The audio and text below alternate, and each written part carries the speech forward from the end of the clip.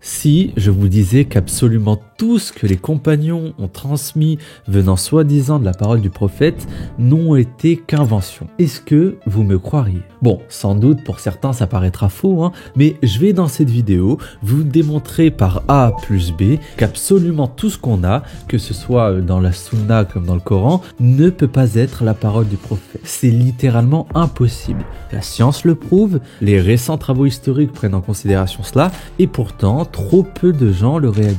Le problème, c'est que les gens, beaucoup de musulmans, ne réalisent absolument pas l'absurdité qui est énoncée dans la tradition islamique, à savoir que le Coran et les paroles du prophète ont été transmises comme ça, voilà, pendant plusieurs décennies oralement, sans jamais être modifiées. Et le pire, comme on le verra, c'est que même, en fait, les musulmans de l'époque trouvaient ça complètement con, ce qui a poussé certains à rejeter intégralement la tradition orale. Bref, quoi qu'il en soit, asseyez-vous. Le thème d'aujourd'hui, c'est la preuve que tout ce qui vient, soi-disant, du prophète est une invention postérieure. Bon, avant tout rapidement, je sais que certains vont me dire que c'était le sujet de la dernière vidéo. Et c'est vrai. Sauf que le problème, c'était que cette vidéo durait 1h40 et que je commençais à parler de la mémoire au bout d'1 heure et quelques. Et bon, ça fait que seulement 20% de mes auditeurs ont pu entendre ce que je voulais dire, alors que pourtant, l'argument était très bon. Et donc je me suis dit que ça serait intéressant d'y revenir et d'expliciter les choses. Pour que vous compreniez ce que je vais vous expliquer, on va faire une comparaison. On va imaginer un monde où l'écriture n'a jamais existé. Dans ce monde, tout fonctionne oralement. Les contrats sont oraux, la comptabilité, les recensements, les inventaires n'existent pas puisqu'il n'y a pas d'écriture. L'histoire de notre pays se transmet oralement, voilà, comme ça depuis des milliers d'années. Et pour finir, qui dit pas d'écriture, dit pas d'ordinateur, d'appareil connecté, et j'en passe. Dans cet univers-là, on va imaginer qu'un homme, nommé Fredo, avait pour ambition de dicter un livre de A à Z à ses compagnons. Alors, il s'est lancé. Pendant une période de, disons, 15 ans, il a dicté l'œuvre de sa vie, puis il est décédé, et ses compagnons, à leur tour, ont dicté à leurs enfants l'œuvre de Fredo, et puis un jour, quelques 50 ans plus tard, une nouvelle invention fit surface. L'écriture. Et c'est là qu'on décida, en fait, de mettre par écrit l'œuvre de Fredo. Maintenant, la question est simple. Pensez-vous que le texte dicté par Fredo est identique au livre venu 50 ans plus tard? Regardez. Très simple, j'ai une autre question. Qu'avez-vous mangé au dîner samedi soir? Question simple, pourtant je suis persuadé que près de la moitié d'entre vous ne sont pas capables de me répondre. Et si là je vous demande qu'est-ce que vous avez mangé l'année dernière à cette date précise? Bon, là je suis quasi sûr que 99% d'entre vous ne sont pas capables de me répondre. Alors, pensez-vous vraiment que la transmission faite par les compagnons de Fredo ait été retenue parfaitement? Bien sûr que non, ça n'a aucun sens. Et si vous ne me croyez pas, eh bien, faites l'expérience par vous-même. Voilà, ceux qui ne me croient pas, ce que vous allez faire, c'est très simple. En fait, vous allez voir un de vos amis et vous allez lui demander d'écrire une histoire qui fasse, disons, 2 pages. Ensuite, vous lui demandez de vous la réciter d'une seule traite, interdiction qui vous la répète avec le support en sa possession, et ce que vous allez faire ensuite, c'est attendre plusieurs mois, et une fois ces mois passés, à partir de votre mémoire, vous allez prendre un papier, un crayon, et vous allez réécrire dans les moindres détails l'histoire telle qu'elle vous a été dictée au mot près, et puis vous comparez entre le récit que vous avez produit et le récit initial. Si vous avez été honnête dans votre démarche, vous verrez que dans 100% des cas, l'histoire sera imparfaite. Eh bien là, c'est pareil pour ce qui est de l'œuvre de Fredo. Entre le moment en fait où il l'a dicté et le moment où ça a été mis à l'écrit, l'histoire a forcément changé. Et pareil pour ce qui est du Coran et de la Sunna, même chose, l'histoire a forcément changé. Ce qu'il faut comprendre, c'est que la tradition islamique est très claire. La compilation écrite du Coran a commencé sous le calife Abou Bakr, donc autrement dit, la mise à l'écrit du Coran a commencé après la mort du prophète Mohammed. Et pour ce qui est des hadiths, c'est la même chose, aucune trace écrite venant directement de l'époque du prophète, vous n'en trouverez aucune, ça n'existe pas. Dans ma dernière vidéo, je dis pourquoi, en fait, on n'a pas de traces écrites venant de l'époque du prophète. Dans ma première partie sur les origines du Coran, je débunk le manuscrit de Birmingham et le palimpseste de Sahana. Bref, on n'a rien. Aucun écrit ne date de l'époque du prophète. Sauf que le problème, c'est que les expériences scientifiques démontrent clairement que la mémoire est nulle. En fait, il faut comprendre que la mémoire est littéralement faite pour oublier. C'est-à-dire qu'en gros, tout ce que votre cerveau considère comme inutile, bah, il le dégage, voilà, on n'en a pas besoin. Hop, ça disparaît, de toute façon, qu'est-ce qu'il va en faire? Et en fait, il faut comprendre que c'est normal. Ce filtre d'information nous permet de ne pas être au quotidien submergé de détails qui ne servent à rien. C'est un mécanisme de survie. Et d'ailleurs, on a des cas, en fait, où ce mécanisme ne marche pas, ne marche plus, comme le célèbre cas de Solomon Chernyshevsky. Et dans ces cas-là, bah, en fait, c'est désastreux. En fait, Solomon, c'était un journaliste qui avait la capacité de se rappeler de tout. C'est-à-dire, il n'oubliait absolument rien. Il se rappelait de tout. Sauf que, bah, ça l'a rendu complètement dysfonctionnel. Incapable de tenir une conversation normalement. Ce qu'il faut comprendre, c'est que le cerveau est fait pour oublier. Et ça, d'ailleurs, il le fait extrêmement bien. On a la courbe des bingos qui montre en fait une courbe de l'oubli décroissante et bah, c'est effrayant. C'est-à-dire qu'au bout de 20 minutes, vous ne vous souvenez seulement que de 42% des informations. C'est-à-dire que vous lisez un texte en entier, vous attendez 20 minutes et 58% des choses lues seront oubliées. Puis après, bah, ça ralentit. On passe au bout de quelques temps à 44%, puis à 33%, etc. Donc c'est vraiment une courbe exponentielle décroissante. Et mes auditeurs lecteurs vont venir le confirmer. Quand vous lisez un livre, vous ne vous rappelez pas mot pour mot de ce qu'a dit l'auteur. Par exemple, moi, je sais pas, le dernier livre que j'ai lu, voilà, c'était Le capitalisme expliqué à ma petite fille de Jean Ziegler. Bon, bah, je m'en rappelle pas au mot près. Tout ce que j'ai retenu, c'est l'essentiel et à la limite, disons, quelques phrases clés. Et ça, en fait, faut comprendre que c'est normal. Une expérience avait été menée sur John Dean et nous l'a montré. Après avoir comparé ce que John Dean disait de ses entretiens avec le président Nixon et de ce qui avait été enregistré sur le coup, on a vu que Dean, pourtant réputé au Sénat pour sa mémoire exceptionnelle, ne savait retenir que l'essentiel. Et en ce qui nous concerne, c'est la même chose. Tout ce dont on arrive à retenir, c'est l'essentiel. Mais tout ce qu'il faut comprendre, c'est que la mémoire n'est pas programmée pour retenir tout. Sauf que le problème du narratif islamique, c'est que justement, il affirme l'inverse total. Prenons le cas de la Sunna. Vous allez voir, c'est très intéressant. En fait, les musulmans irakiens des premiers temps se basaient sur un calque d'un judaïsme académique des Juifs de Babylone, c'est-à-dire un modèle où la tradition orale était au premier plan. Pour les rabbins de Babylone, leur tradition orale remontait à Moïse, et pour les premiers juristes irakiens, c'était la même chose mais appliquée sur l'islam. Pour ceux que ça intéresse, voilà, je vous invite à lire la jurisprudence mohammedienne de Joseph Shark. Mais voilà, en résumé, on apprend qu'en fait, justement, ces juristes irakiens ont fait prévaloir la sunna, donc la proclamation orale, aux écrits. Et justement, c'est vers la seconde moitié du 8e siècle que des débats ont commencé à naître autour de la fiabilité de la sunna. On va en reparler avec le cas des mortazilistes qui ont commencé à se méfier énormément des hadiths. Mais quoi qu'il en soit, suite à ces controverses, toute une science a été mise en place pour trier, disons, le bon hadith du mauvais hadith. C'est un peu comme la blague dans Les Inconnus. C'est-à-dire que le mec, on allait le voir, on lui a dit « Excuse-moi, c'est quoi un mauvais hadith et c'est quoi un bon hadith ?» Puis il l'a regardé et il lui a dit « Bon, le mauvais hadith, c'est celui qui a des transmetteurs qui ont une mauvaise mémoire. Et le bon hadith, c'est celui qui, il a des transmetteurs qui ont une mauvaise mémoire, mais c'est un bon hadith. » Je vous jure que c'est littéralement ça. En fait, tout ça, ça s'explique parce que les musulmans, quand ils ont vu leurs amis juifs de Babylone galérer avec leur tradition orale, qui remontait en fait à plusieurs milliers d'années, ils ont décidé de s'y prendre plus tôt et de trier un à un chaque hadith pour voir selon leurs critères lequel était digne de confiance et lequel ne l'était pas. Et c'est là où, en fait, on a eu la naissance aberrante de ce qu'on appelle l'isnad, c'est-à-dire en français la chaîne de transmission. Une chaîne d'ailleurs qui est adulée par les sunnites, qu'on finirait par croire qu'ils la vénèrent plus qu'Allah. Et ce qu'il faut comprendre, c'est que cette chaîne est complètement ridicule.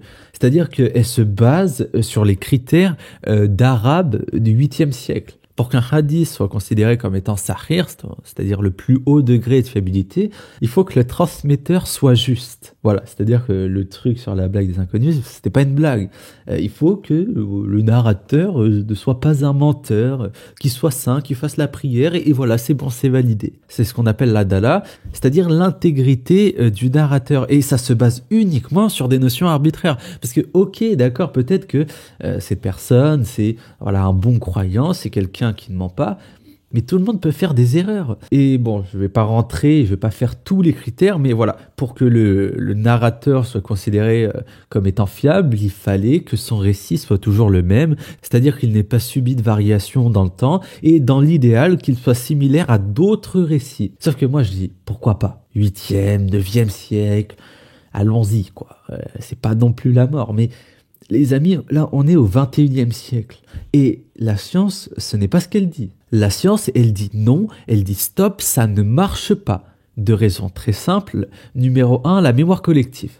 La mémoire collective, c'est un principe qui fait que collectivement, ensemble, un souvenir partagé va s'adapter dans le temps et dans le contexte de l'époque. Par exemple, Abraham Lincoln, qui est dans notre contexte un président aimé, car il a, je sais pas, aboli l'esclavage, eh bien à l'époque, c'était un président détesté. Voilà, ça c'est un exemple connu et basique de la mémoire collective. C'est-à-dire qu'il était détesté pour avoir aboli l'esclavage, puisqu'à l'époque c'était quelque chose qui était normal. Eh bien notre souvenir de lui s'est adapté dans le temps et a fait de ce personnage une figure, puisqu'il a fait quelque chose qui, dans notre ère, est considéré comme étant bien. Et ce qu'il faut comprendre, c'est que entre l'islam du temps du prophète et l'islam omeyyade, bon Dieu que les temps avaient changé. En quelques années, les conquêtes militaires ont introduit de nouveaux peuples avec une nouvelle culture, ce qui fait que forcément la mémoire collective avait changé.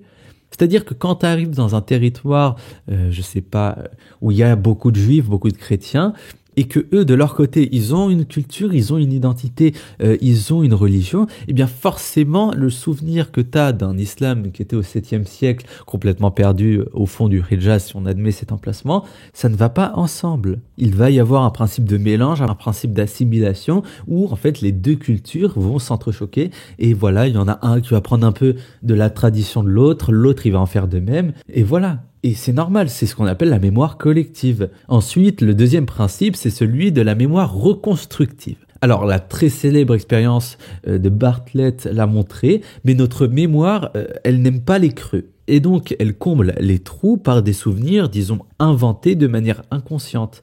Et justement, on en revient avec le principe de mémoire collective, sauf que là, ce serait plutôt à l'échelle individuelle. Cette expérience nous a clairement montré que le souvenir, un souvenir dont on se rappelle, n'est pas celui qu'on a vécu, mais celui qu'on a construit. Je fais un exemple simple, imaginez que vous assistiez à un braquage de banque. Eh bien, le souvenir que vous en aurez ne sera pas la scène que vous avez réellement vécue, mais ce que votre cerveau aura construit. Et ne nous méprenons pas, je ne dis pas que vous allez tout oublier, mais que vous allez surtout vous souvenir de l'essentiel, à savoir que vous avez vécu un braquage de banque, sauf que beaucoup d'éléments, de détails vont se faire remplacer. Ils vont se faire remplacer par le ressenti, par, je sais pas si vous aviez peur, par la peur, des choses, des événements qui se seront passés, vous seront peut-être échappés. Bref, c'est ce qu'on appelle la mémoire reconstructive. Et si vous ne me croyez pas, regardez la partie 2 sur le Coran et contredisez les expériences scientifiques. Parce que là, ce n'est pas moi qui parle. Il ne s'agit pas de moi, mais il s'agit de la science. La science dit qu'on fait beaucoup trop confiance en notre mémoire, et la science dit qu'on se rappelle au mieux de l'essentiel. Et ça, même des musulmans de l'époque l'avaient compris. Comme je le disais, à partir du 8e siècle, des controverses sont nées concernant la sunna, notamment de la part des mortazilistes. Comme vous le savez, le mortazilisme est un courant qui met la raison, la logique au-dessus de tout. Et donc, face aux doutes légitimes que suscitait la tradition orale, certains se sont mis à la critiquer. Je pense par exemple à En-Nazam, célèbre pour avoir rejeté le qiyas, donc le raisonnement par analogie, l'ijma, donc le consensus des oulémas, et beaucoup de hadiths. Pour ce mortaziliste, seulement deux choses comptaient, le Coran et la raison. C'est-à-dire que pour lui, tout pouvait se comprendre avec le Coran et la raison. Sauf que, à bien y réfléchir, si on pousse la logique, si on fait preuve de raison jusqu'au bout, alors le Coran aussi est intégralement modifié. Comme je l'ai dit, la compilation du Coran a commencé sous le premier calife Abou Bakr, donc après la mort du prophète. Mais c'est seulement selon la tradition. La réalité, c'est que c'est totalement faux. La réelle compilation du Coran a commencé, alors certains disent sous le calife Osman, moi je dirais plutôt sous le calife Abdelmalik. Bon, ça pour l'instant on s'en fiche, tout ce qu'il faut retenir, c'est que même pour les musulmans, le prophète n'a pas initié la compilation du Coran. Et ça s'explique par une chose fondamentale, c'est que l'écriture n'existait pas à l'époque. Alors, Si, elle existait. Elle existait déjà partout dans le monde.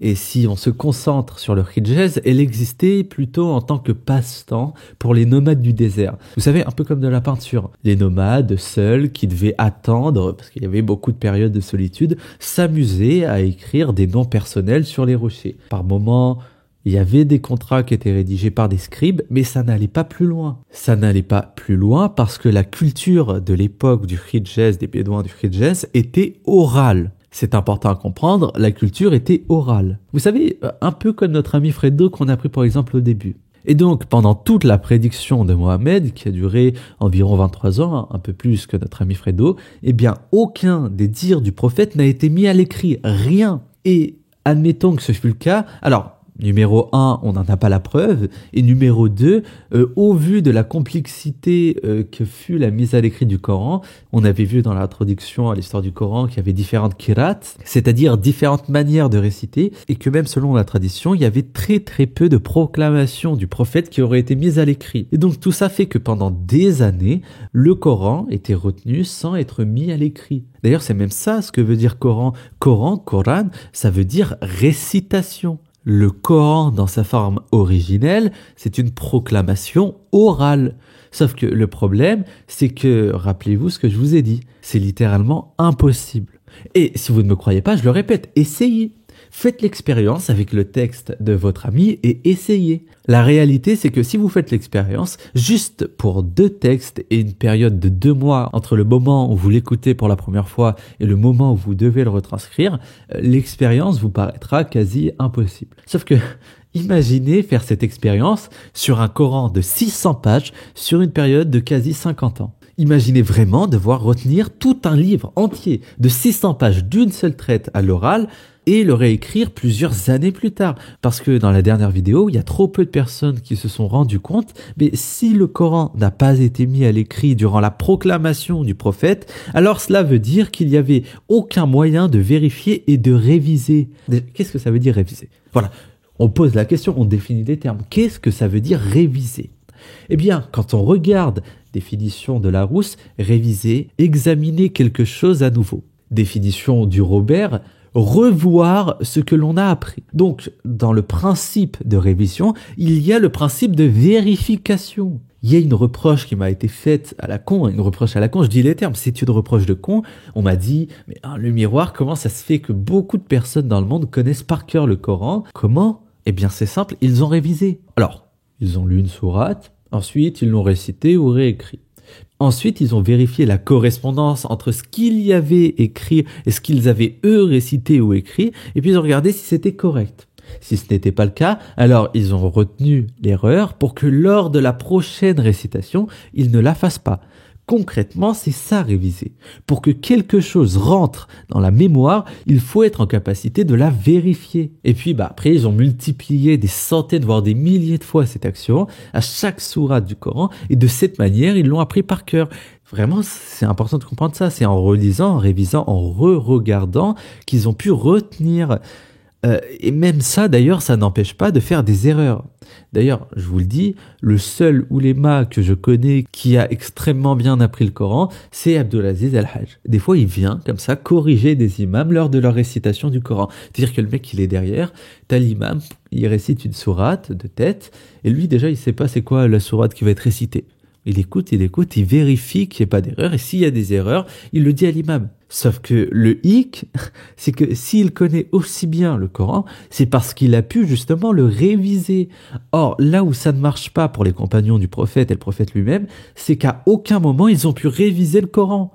N'ayant pas le pouvoir de vérifier la correspondance entre ce qu'ils avaient dit et ce qui avait été dit à l'initiale, il y a de fortes chances qu'ils aient appris une version erronée de la proclamation originelle du prophète. Et d'ailleurs, c'est la même chose pour le prophète lui-même. Et donc, il suffisait à un seul d'entre eux de faire une erreur pour induire un doute et pour que tout se brise. Admettons, prend une phrase, on la récite, et puis il y en a un, il commence à avoir un doute, il dit attends, mais ça serait pas plutôt ça? Alors peut-être que des gens vont adopter sa version. Et en fait, c'est comme ça que ça se passe. Si on regarde l'expérience faite sur les Lugada, qui eux aussi avaient un texte sacré et n'avaient pas de moyen de le mettre à l'écrit, on a vu très clairement qu'en fait leur livre sacré changeait. C'est-à-dire qu'on est venu, on a enregistré ce qu'ils avaient dit à l'original, on est venu plusieurs années plus tard, on a réenregistré le même, disons, verset, et puis on a vu que c'était complètement différent, que tout changeait. Je le dis, je mettrai en description toutes les sources scientifiques, mais retenez que c'est littéralement impossible qu'une transmission ne soit pas altérée dans une société orale. Et c'est d'ailleurs pour cette raison que tous les historiens savent, par exemple, que l'Iliade et l'Odyssée, entre le conte initial et celui qui nous est parvenu, beaucoup de choses avaient changé. Bref, sur ce, bonne journée ou bonne soirée. N'hésitez pas à rejoindre le Patreon pour augmenter votre culture. Au revoir.